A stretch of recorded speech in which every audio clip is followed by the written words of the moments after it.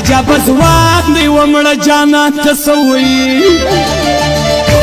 دنیا د ارمان کوه دی چې نوی پیدا سوی دنیا یو امتحان ده چې نوی پیدا سوی څوک به ماته راغلو چې یار درڅه بیرږي ارمان که زه خبر وای چې فیصله تا کړي ارمان که زه خبر وای چې فیصله تا کړي ستا مخ ته دیوال وم تا نسوې کوی ګټي ورځه چې ستا زنخار وي هغه سترګې سوې پټي ورځه چې ستا زنخار وي هغه سترګې سوې پټي چټک به راکوئ خبره وم به د شماره چې ستا پکې تاوان وم څه غوښتله دا کاره د مرګ لایق خو نه وم افسوس نه مړ د یاره جانان د وختي صفو خوی بل یاره څه جلا کړو په قرآن و په قسم خو کې نهان یعقوب خطا کړو په قرآن و په قسم خو کې نهان یعقوب خطا کړو د مرګ فرشتې وایه دا حکم د بادار و جانان د له موږ یوکړو جانان د چا په کار و جانان د له موږ یوکړو جانان د چا په کار و عاشه میړه د ساسوی در کړی د ورور لاس نن راسه ورته ګوره د چا په صف کې ناست نن راسه ورته ګوره د چا په صف کې ناست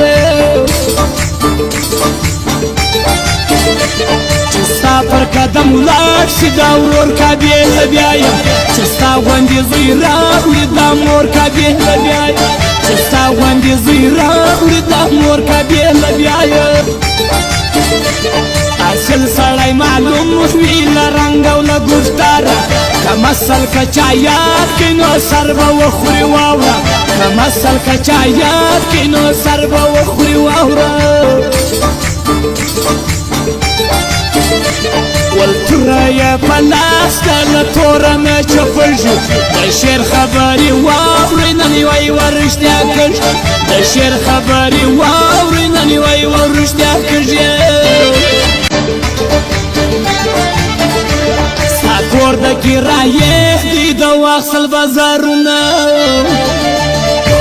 در صوبلیا پټالیا افسوس ړنده پښتونه در صوبلیا پټالیا افسوس ړنده پښتونه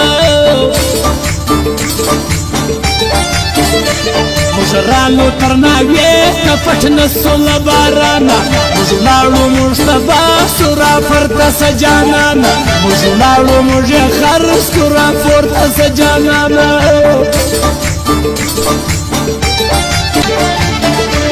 مزې د فراوښ کې په هر ډاله د ټالکو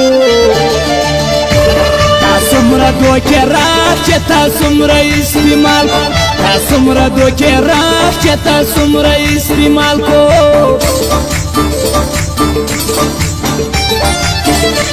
شاعر یم څه چې ویایم هغه به ساني تږي د یار د سترګو کود وي چې یار نړۍ ورانږي د یار د سترګو کود وي چې یار نړۍ ورانږي خلق نه دي لیوني دا شعر نه په چا ویایه کمر شوې فریادي ستا لفظونه په چا ویایه کمر شوې فریادي ستا لفظونه په چا ویایه